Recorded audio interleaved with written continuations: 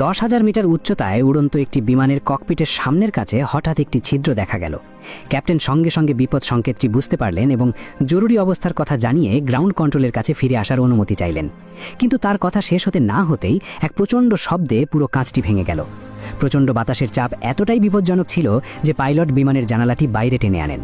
একই সময়ে ভেতরের দিকে টানার কারণে উভয় ইঞ্জিনে ভাঙা কাঁচের টুকরোগুলো ঢুকে যায় এবং ইঞ্জিন বন্ধ হয়ে যায়। পরিস্থিতি আরও খারাপ হয় যখন বাতাসের চাপে ককপিটের দরজা খুলে যায় এবং একজন বিমানবালা পড়ে যায়। এমন বিপজ্জনক সময়েও বিমানকর্মীরা নিজেদের জীবনের পরোয়া করেননি। তারা আতঙ্কিত যাত্রীদের সেবা শুশ্রূষা চালিয়ে যাচ্ছিলেন এবং প্রত্যেককে অক্সিজেন মাস্ক পরতে সাহায্য করছিলেন। অন্যদিকে পাইলটের দেহ তখনও বিমানের অর্ধেক অংশের বাইরে ঝুলছিল। ক্যাপ্টেন তাকে ভেতরে টানার অনেক চেষ্টা করলেন, কিন্তু সফল হলেন না। এখন ক্যাপ্টেনের চিন্তা করার সময় ছিল না।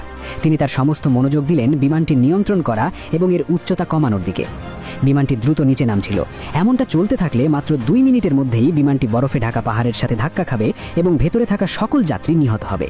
এই ভয়াবহ মুহূর্তে ক্যাপ্টেন নিজেকে শান্ত রেখেছিলেন এবং বিমানটি নিয়ন্ত্রণে আনার দিকে তার সমস্ত মনোযোগ দিয়েছিলেন। অবশেষে তিনি বিমানটি নিয়ন্ত্রণে আনতে সক্ষম হলেন। প্রচণ্ড ঝাঁকুনির কারণে পাইলট নিজের আসনে ছিটকে পড়লেন। সেখানে ক্যাপ্টেন যন্ত্রণাকাতর পায়ে ধীরে ধীরে ককপিটের দিকে এগিয়ে যাচ্ছিলেন। অনেক যাত্রী সাহায্যে তিনি কোনো মতে ফ্লাইট ডেকে পৌঁছলেন এবং সঙ্গে সঙ্গে ককপিটের দরজা বন্ধ করে দিলেন। এরপর বিমানের ভেতরের পরিবেশ কিছুটা শান্ত হলো। ক্যাপ্টেন সঙ্গে সঙ্গে 2 পাইলটের মুখে অক্সিজেন মাস্ক পরিয়ে দিলেন এবং একটি জরুরি সংকেত পাঠালেন। সংকেত পাওয়া মাত্রই গ্রাউন্ড কন্ট্রোল অবিলম্বে জরুরি প্রোটোকল চালু করে। সব বিমান থামিয়ে দেওয়া হয় এবং রানওয়ে খালি করা হয়। পুলিশ, ডাক্তার, দমকল বাহিনী ও নিরাপত্তা দলগুলো সঙ্গে সঙ্গে প্রস্তুত হয়ে ঘটনাস্থলে পৌঁছায়। কিন্তু সমস্যা তখনও শেষ হয়নি। হঠাৎ তাদের সামনে বিশাল এক ঝড়ো মেঘ দেখা গেল। ভেতরে বিদ্যুৎ চমকাচ্ছিল এবং প্রচণ্ড ঝড় চলছিল। সরাসরি এর ভেতরে যাওয়া মানেই মৃত্যুকে ডেকে আনা। ক্যাপ্টেন সঙ্গে সঙ্গে সিদ্ধান্ত নিলেন যে বিমানটিকে পাশ থেকে সরাতে হবে। এই দৃশ্য দেখে যাত্রীরা আরও বেশি আতঙ্কিত হয়ে পড়লেন। বিমানটি অনেকক্ষণ ধরে মেঘের বাইরে চক্কর দিতে থাকলো। অবশেষে একটি সরু পথ দেখা গেল এবং ক্যাপ্টেন সেই সুযোগে বিমানটিকে মেঘের ভেতরে নিয়ে গেলেন। মুহূর্তের জন্য কালো মেঘ আর বিদ্যুৎ চমকে পুরো বিমানটিকে ঘিরে ফেলল। মনে হচ্ছিল যেন পরের মুহূর্তেই বিমানটা ভেঙে পড়বে।